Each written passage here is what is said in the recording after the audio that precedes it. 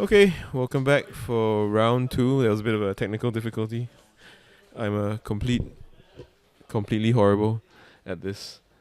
Yeah. So on the left we have Mark. Everyone knows Mark. Everyone who's been to the store knows Mark.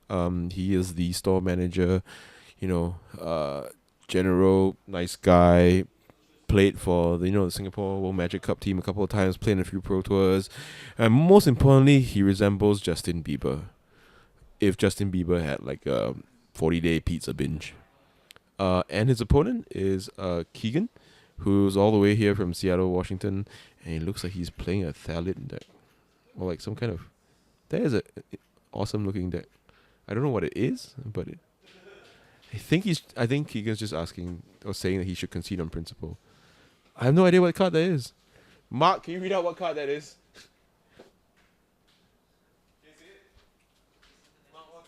Utop Utopia Mycon. Okay. Utopia Mycon, ladies and gentlemen. Let us look for that.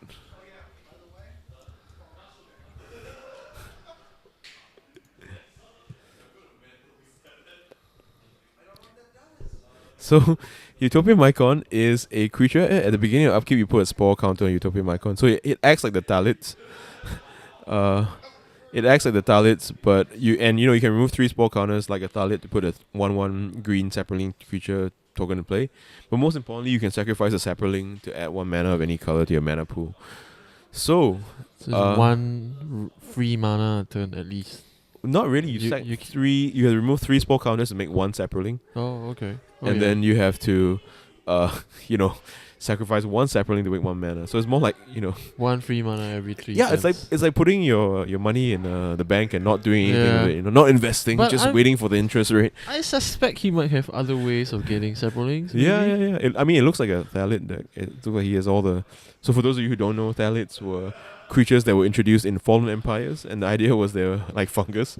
And so, as you know, as anybody who has owned any kind of like sports shoes or looked in the shower at all will realize grows. fungus grows. Yes, it grows everywhere. Those of you who done any kind of army time, you also know that if you have soggy feet and tight boots, you also have fungus. But yeah, on Mark's side of the table, he has Young Pyromancer and Jace Vryn's Prodigy versus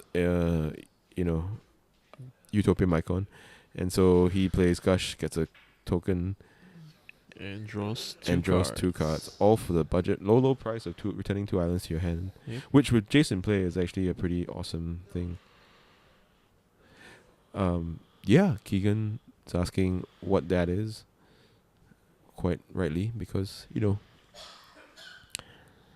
nobody recognizes Luis Vargas in his Vargas Elscott impersonation. And that's another one. That's another token of the preordained that Mark played. So Mark's building a sizable board. Just off that one Just off that one card. I can see why Young Pyromancer was so popular and continues to be. Yeah. So Mark is. So Keegan plays another card that Mark will have to hold up to the camera. Hold it up to the camera, Mark. Oh, Spore Flower. Okay, I know what it does. Spore Flower. So it's a card that's probably older than a lot of the people in the store currently, and for those of you who don't know, it's a fungus. It's a summon fungus. Summon fungus. You don't understand how funny this is. Summon fungus. This is lady lying on the floor. It says during upkeep put a spore counter on Spore Flower. As you notice, all these fungi gain spore counters during upkeep.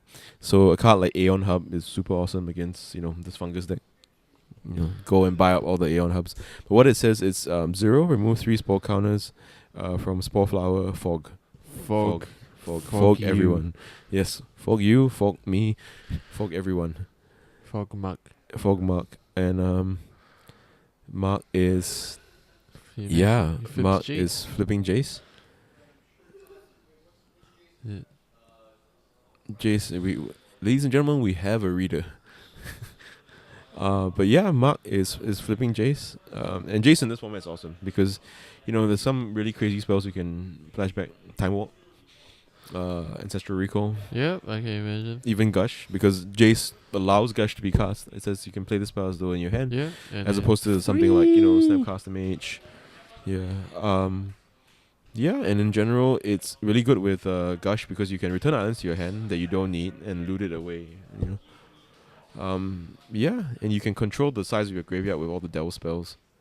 So Mark found a Ponder is going to play another Ponder. Found a Ponder is going to play and put into play another Elemental. And his opponent is looking very, very bemused. So yeah, for Keegan to be in this position, and to not have immediately conceded and decided that his opponent was playing with had an unfair advantage is very sporting of him. More importantly, I would like to know who do you play in round 1 to get to this bracket. And I can imagine some decks that will lose. Can you imagine the brown deck that we saw in the first game, Yeah. Ruben? Can you imagine that? This guy has just basic lands. He's casting stuff that puts 1/1s into play and he can fog every turn. But do you think he has a combo or something? I think so. Maybe he has something like doubling season or something crazy Yeah, to increase the rate at which he just- gains yeah. counters. Yeah, he just blow out. Yeah, I mean this deck could be pretty awesome. You could have Gale's Cradle. You could cast a bunch of crazy stuff. Yeah.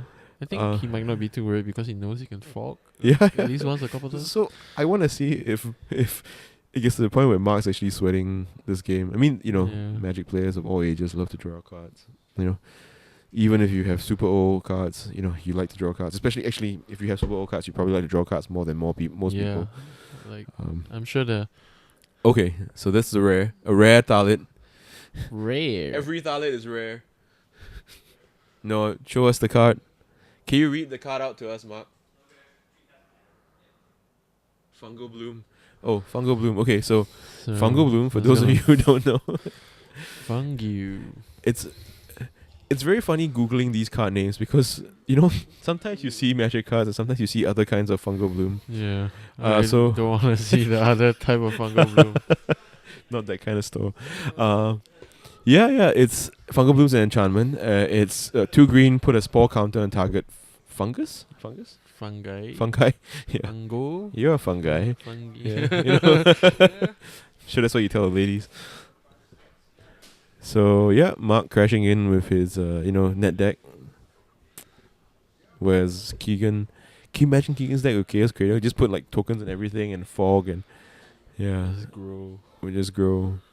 Mark cussing Gush again. Yeah. I sure hope Keegan wins this game. I'm rooting for him. I'm rooting for Keegan too, so I really want him to draw everything straight perfects. But and if you guys can't hear what he's saying, Keegan just said, "Did you just lightning bolt my spore flower?" I'm sure that's Is that 70s possibly a- hippie talk for, do you want to go out with me? Yeah. It's a But Mark being a bad guy, playing Dag Faden against a Dag deck that Faden. probably has no artifacts. Yeah. Those of you who have joined us on Twitch chat. Wow, yeah.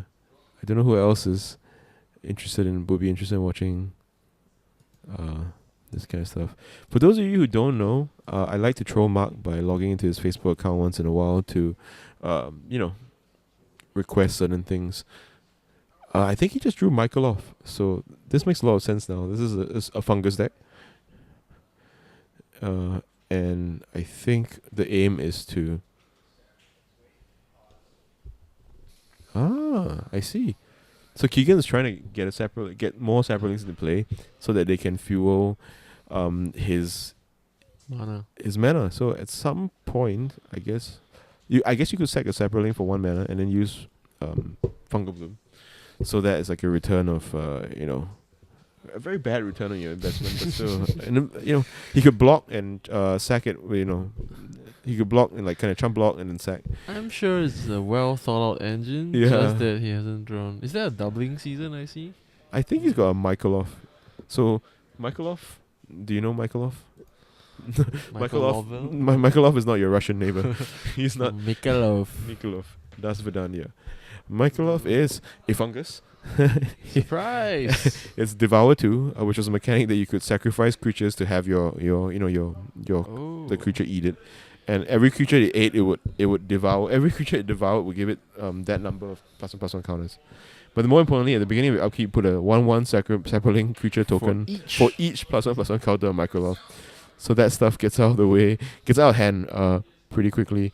But I think the game is ended. Keegan's entered the scoop phase of this game. It's back to shuffle camp. And it's back to Mark trying to jam my Jace back into the sleeve cam, even though I have a spare Jace in the deck box. Maybe we should let him know about that before he destroys any more of my money. True. Mark, there's an extra Jace in the deck box. But it's always more fun to flip foil stuff, right? Yeah, I guess it's more fun if you own it. But in the case of Mark and this deck, it belongs to someone who would be angry about, deterioration of his cards in general. Who is less excited about flipping Yeah, foils. yeah. And Mark has dirty hands. Being a Justin Bieber kind of guy, peeing in buckets and doing stuff like that. Yeah. So yeah.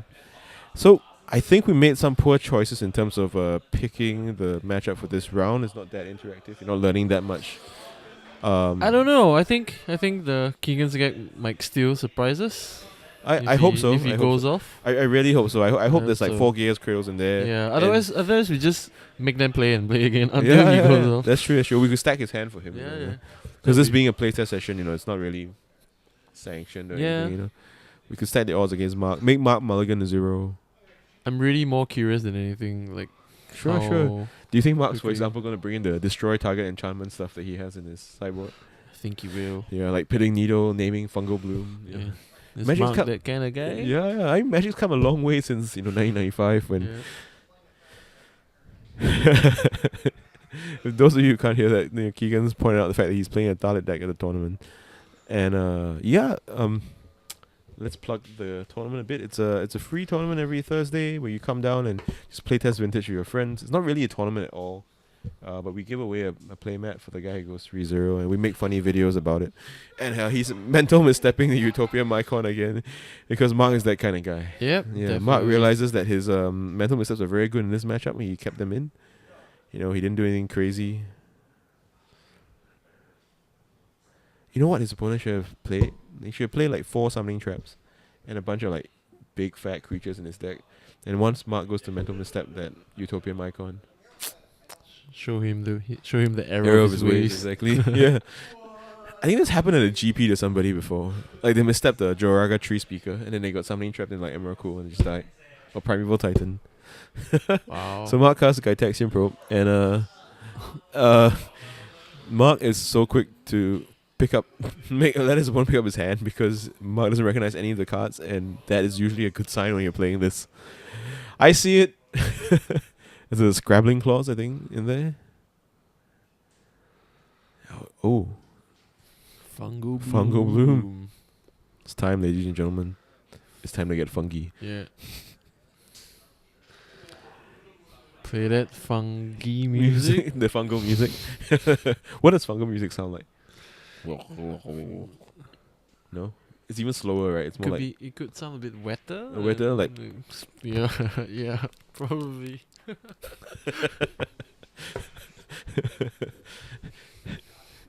That like sounds you. like I don't want to be.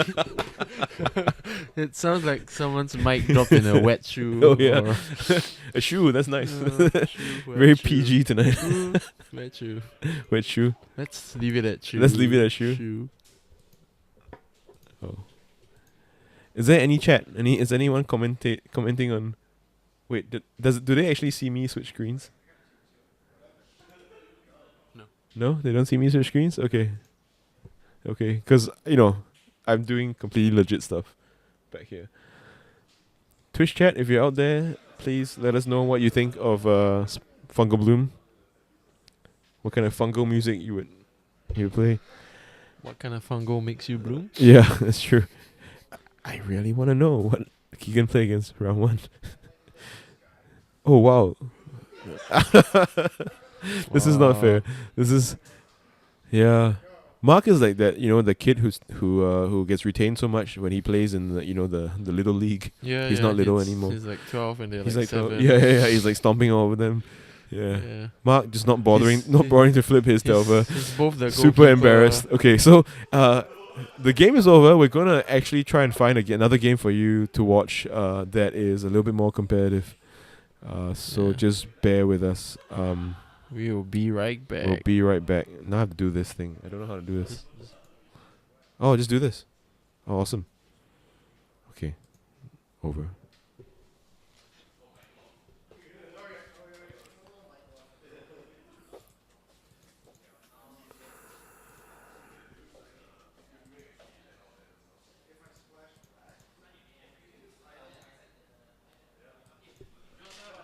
Yeah, who? You want to do Carrie and Mike?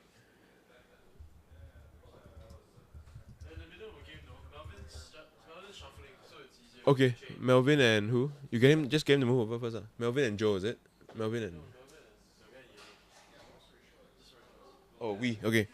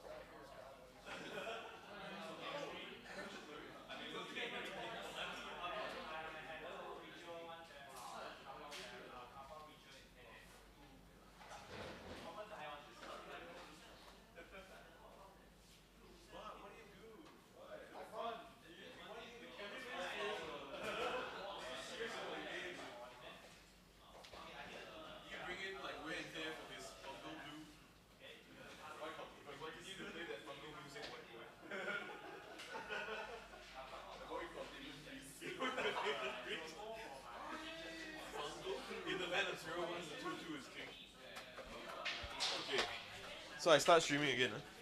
Whoa, whoa, whoa, whoa, whoa. I'm also really very curious whether you won. The deck must have been a lot slower. Okay, how do I do this thing? Oh, I need to cut this first. Cut? Hey, no. How does that work? Move it down. Move it down? No, move that down. Oh, this here? Yeah. It doesn't seem to be moving though. Okay. Okay, here. Oh yeah? Yeah. So this should be cut over, right? Yep. Okay. So we're back for the third game of round 2, and it looks like Wee is playing Splinter Twin, and Melvin is playing the aforementioned Doomsday deck from the first round. And Wee's hand looks to be super interesting, because I don't think he has any other mana sources other than that Mox Sapphire. So he's not casting any of these, Splinter Twins or Pyroblast in his hand. But he does his Misdirection, which is an awesome card to watch on camera all the time because, I think it feels better than misdirecting your opponent's Ancestral. Or, Thoughtseize or just general stuff like that. Melvin's hand looks to be a little bit different. It has aforementioned Ancestral Recall and Urborg. So I think I get Taxian Probe. So this might be working out for us. You might be able to see someone get his Ancestral misdirected. Wow. Yeah. So in alpha, pre-alpha, a lot of the wording on the cards was a bit different. Okay. So Time Walk was originally worded as target player loses next turn. The idea was that he will lose his next turn. But it didn't quite work out that way. A lot of people English. yeah. So yeah, it looks like we have 2 keeps, and I don't know if we have a keep on Melvin's part. I haven't seen him scry yet. What kind of It's- deck is we playing? He's playing Splinter Twin. Okay. For those of you who have missed watching this on coverage, this is your chance.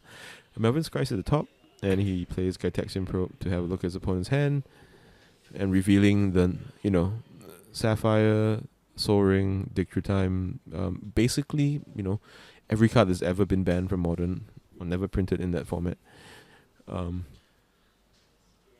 yeah, Melvin draws. I presume he kept the land because I think his hand looked a bit land-like. But with the jig is up on the misdirection, there's no way Melvin is going to be casting Ancestral into that without protection. So yeah, Melvin's going to crack and find his probably Underground Sea, just so he can cast Doomsday earlier. So here you have what is more typical of the vintage format, kind of two combo decks squaring off against each other. But you can see that they're a little bit different from the modern combo decks that you might be used to, or the standard combo decks, where they have a lot of protection, or a lot of interaction because of cards like Force of Will and Thoughtseize. So the idea here is that they kind of get the game to a stable position and then Go be off. able to win from there. Yeah.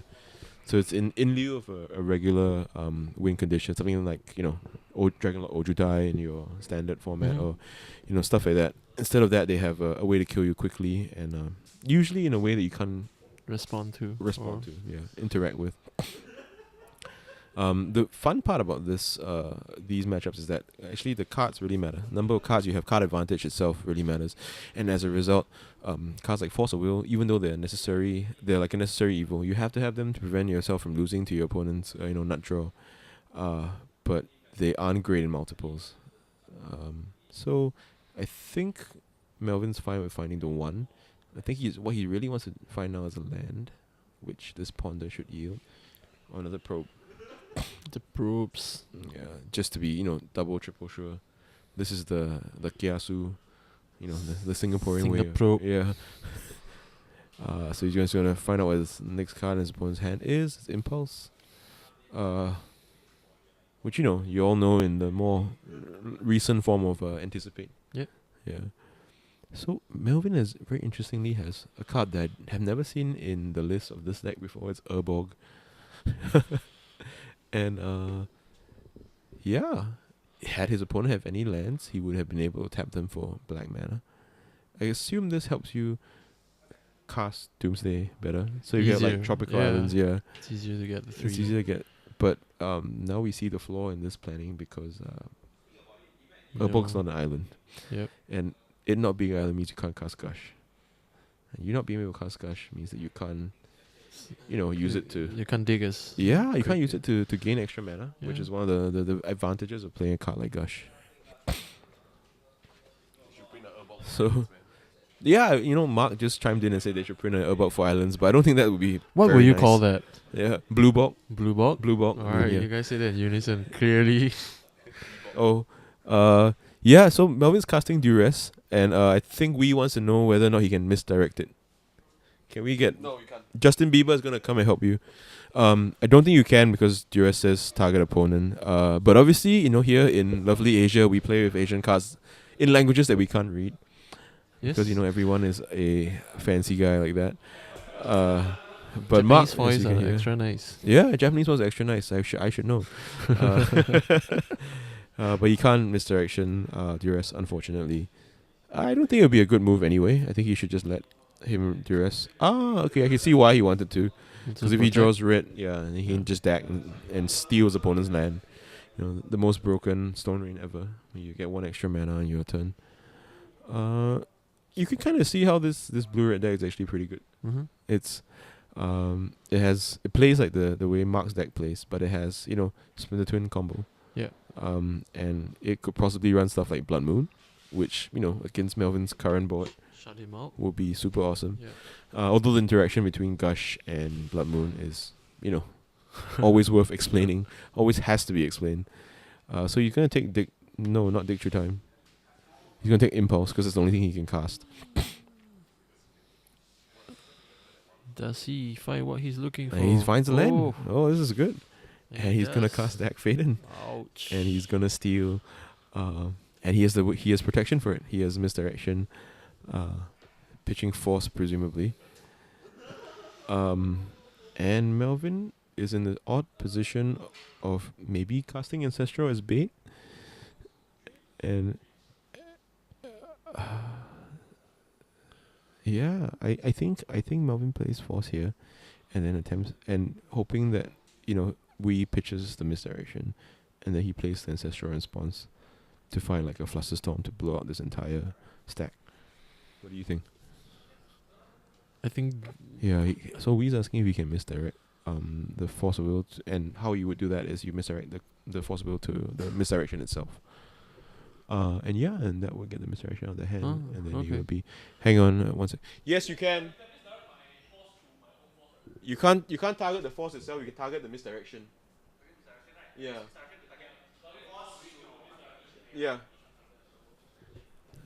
Again, this is not a sanctioned event. No, it's not a tournament at all. So they can ask me very pointed questions about what to do in this situation. But yeah, Melvin I think played this pretty well. So now he gets to resolve. He gets to resolve his ancestral recall. Melvin demonstrating he is no slouch in terms of managing the stack. Yep. And you'd say he's a stack manager. He's gonna cast ancestral and well stacked. well stacked. The odds are stacked in his favor. He needs to find force and blue card in this hand. And that's not it. Nope.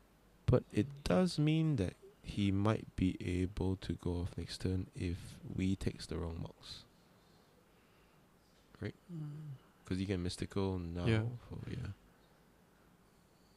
I think there's like 0% chance that he's here. So he's gonna steal. And the old adage is when in doubt take the blue box because it's the most expensive. We live in Singapore after all. But I think that's the wrong play because I think He leaves him open.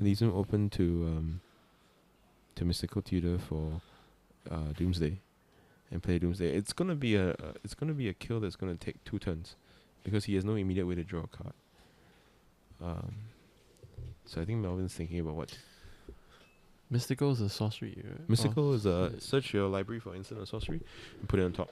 It's banned in Legacy because you could mystical and then crack Lion's Eye Diamonds in response and draw a card and cast like ad nauseum and some crazy stuff like that. So as a result, this is the only format in which it's legal and it's not seen as much play as it did in the past. In the past, there was a lot of Vintage. Was a lot of it was just resolving your ancestral and getting a hit. Slowly pulling a hit, one card at a time. And before Mental Misstep, this was a very viable strategy because even if you cast ancestral, your opponent had to force it, or before he had drained mana up. But now with Mental Misstep, it's quite risky to spend 2 cards. One, the mystical to get the recall, and then second one, this is the recall itself. How far back does Vintage actually go?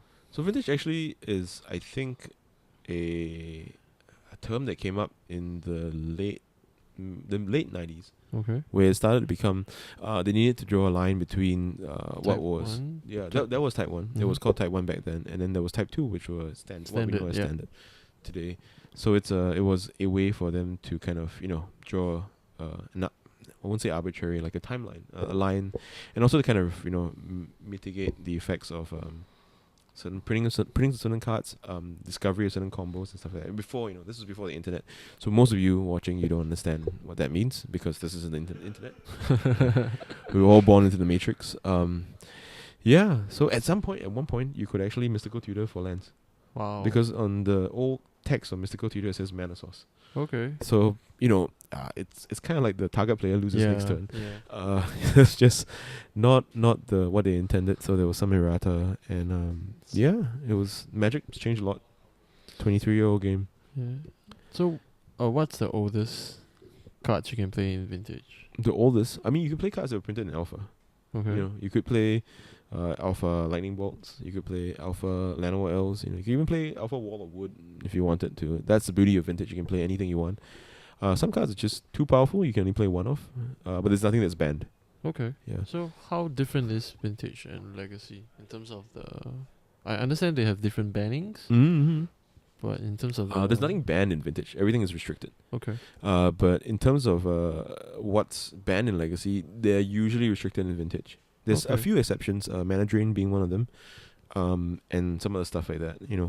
But by and large, anything that's been deemed too powerful for Legacy will also similarly, if not immediately, over the course of a couple of months or a few new sets, see a similar banning. So you had the same with like Treasure Cruise and Dicture Time. Yep.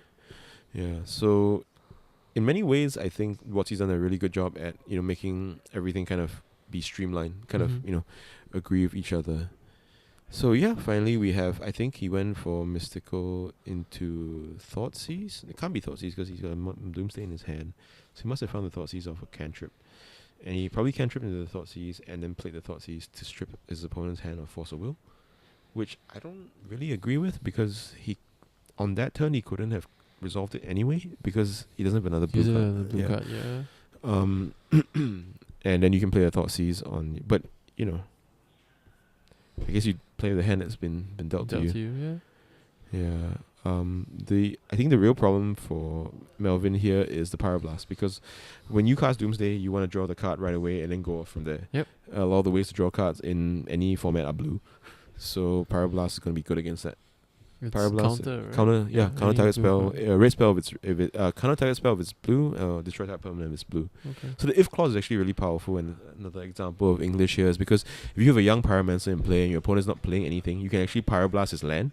It doesn't do anything, but it puts a 1/1 into play. Yep. And this was really prevalent during like Dig Through Time era. So I think the turn's passed over to Wii, and he's activated deck. He's deciding what to discard. I think my vote is for the now useless. Well, the very useless Splinter Twin, unless he's found something, which it looks like yes, he's found. He's found Deceiver, Exarch, and Pestamite, as well as another copy of Splinter Twin. So this is a great way to run the bluff. But if you decide to run the bluff this way, it's gonna be tough.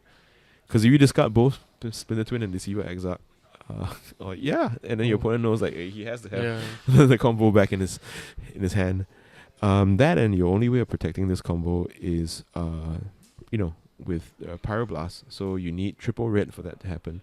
So if Melvin just sits back on force, there's not a lot you can do. But if Wii has the right read that Melvin's gonna go for it next turn, he can just blast the draw spell, let Melvin resolve Doomsday, blast the draw spell, and then cast Deceiver Exile and win. Mhm. Assuming he draws red. Which is not a given, but with that, you have to feel like your odds on favorite to find red mana. Looks like he's main phasing a Deceiver. He's untapping.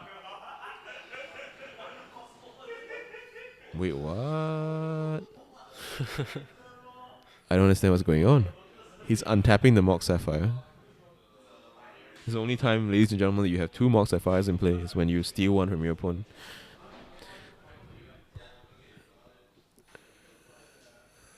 But He passes. he passes. I mean, is he bluffing? Because his opponent knows that he has a Pyroblast and X, right? And how many X's could there be that would warrant you to untap that blue? It like Dig Through Time, Ancestral Recall, Flusterstorm. So this could be like super next level play.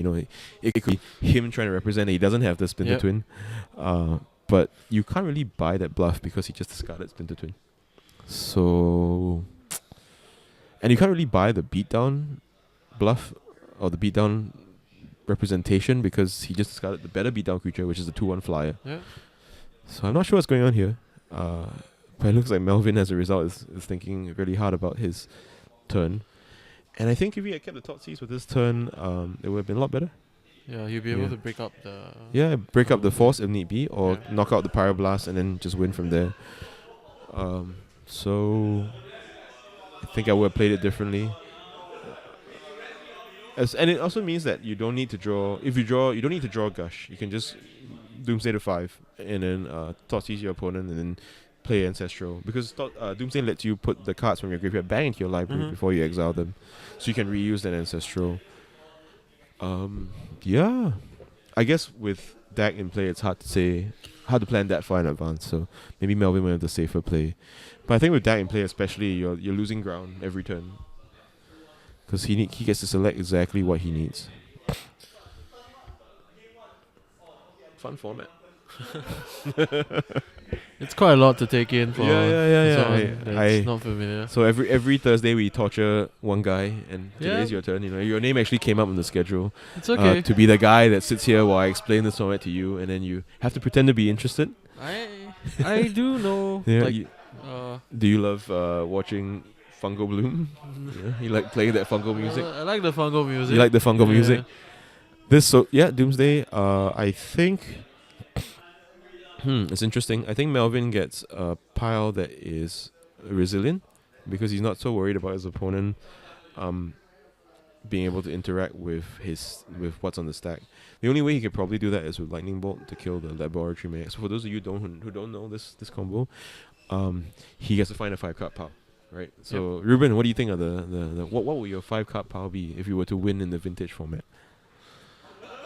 I have no You have idea. no idea. what's Yeah, the- so it's everyone's trying to tweak it, and the whole discussion when you play this deck, you become a bit of a devotee. You're always trying to shave one card from the combo kill, or find a way that's more organic, reduce the number of actual combo cards in your deck, and have it be more protection. I think the solution that they come to of the years of this refining of this deck is that it has the kill is Laboratory Maniac. Okay. It takes advantage of the fact that you're going to exile your whole library anyway, Mm-hmm. and it takes advantage of the fact that you're going to draw cards. So what it does is it looks for Laboratory Maniac and ways to draw cards. So the usual 5-card pile is Black Lotus, Yawgmoth's Will, Laboratory Maniac, Ancestral Recall, and one other thing. And that other thing, it depends on what other resources you have. So if you have no mana, then that thing becomes something like Lotus Petal. You have a lot of mana, a lot of cards, but no interaction, and it becomes something like Thoughtseize or something like this. But here we see He gets to see the yeah. power So blast. I think this is a mistake on Wee's part because he could have blasted the Gitaxian Probe and gone off next turn. So Melvin put in the 5-card pile probably the same 4 cards I discussed and Force of Will. So he's gonna try and win through a Force of Will. With a Force of Will and hope that's enough. Unfortunately, maybe he has the right read. Maybe he believes that his opponent is going to go for the combo this turn, and as a result, fight back with the Force with his opponent not being able to play the Red Elemental Blast as protection or the Pyroblast, and then be able to go off, clean, easily next turn. Not as easily as something that Joe, a Storm player, this event has not found to be the case. But no, interestingly enough, Wee goes after the Mox Jet with the deck, hoping that his opponent can't play the Laboratory Maniac. Hilariously, if his opponent didn't get mana because he thinks, I don't need mana as a resource. Yeah, he's already got it. He's already got it. Yeah. So this is this is the all-in play, man. This is It's a risk. a risk. Yeah. So Yeah. the joy about playing against Doomsday is that if you know the format, you can actually deduce what's in your opponent's 5-card pile by looking at his deck. You can actually tell based on what is probable about this situation. Yeah, you know when are your windows to break up the. Yeah. And the Doomsday card really is it's so flavorful, right? It's Doomsday in and of itself. You're gonna die in 5 turns, and it's also Doomsday for you if you screw it up. So you fudge it up. Fudge it up. Yeah. You fung it up. You fungal it up, just like Mark did. What? He had a blood mage deck. A blood mage deck. Card name right has blood in it. Oh my, that's flavor. Yeah. That is flavor. That's as much flavor as a That- fungal. Yeah, that's fungal. Yeah, he should. I think he has to name that deck. I think he has to be. What does all the what does all the like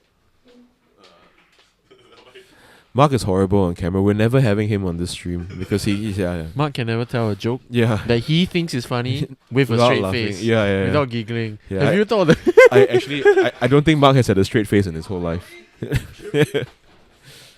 Anyway, these so they're still thinking about it. I think we're officially in combat. So Melvin has been attacked by a Deceiver Exarch for 1. So we know that card is not a red land because he might have gone for it. I'm not sure. And I think Wee's plan is to wait out the next 4 turns. Yep. It might work. It probably will, because he has some way to interact with it, and he can always Pyroblast the Laboratory Maniac, in response to the draw spell. And with Melvin being choked on lands, if we have the right read and he doesn't have the Yawgmoth's Will in that pile, it's gonna be hard to, as we say, reverse the car, change, Change gear. put the brakes on and change gears, and move into a different game plan.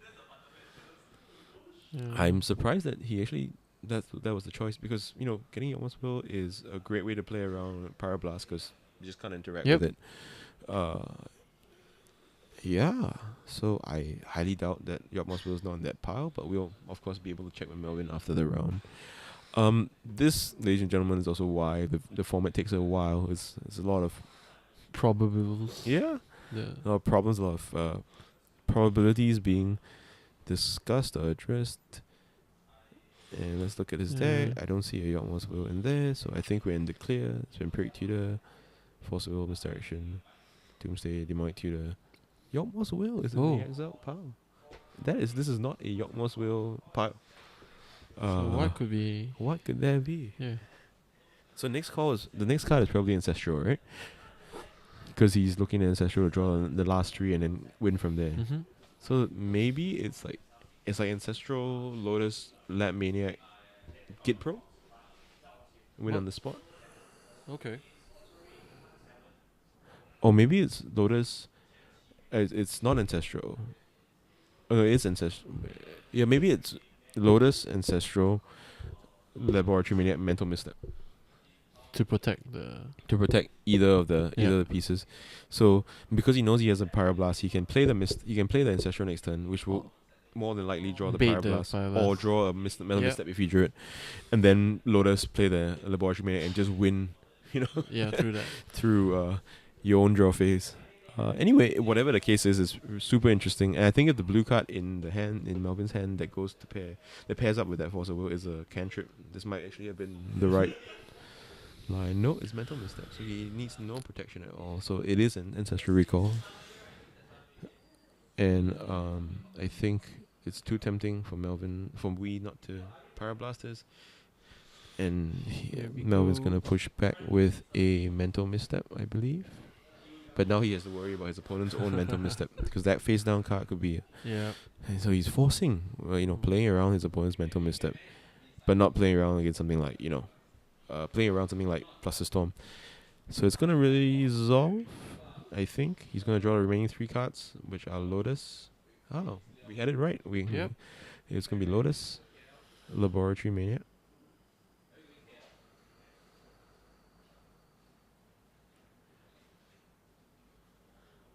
And then he's going to cast a Gataxian Probe. And if his opponent doesn't have Mental Misstep, Lightning Bolt, or anything to Oh, I think interact, there's it's another deck here. game. Oh, look at the top. Oh. Well done, Melvin. Negotiated. Treacherous Waters. I would not play that Urborg. I think that Urborg is very bad. But kudos to Melvin. Well done. It worked out. It worked out. Play well, get rewarded. Yeah, cool. Okay, so We'll see you guys. thanks soon guys for round watching. We'll see you soon for round 3. Round 3. Cool.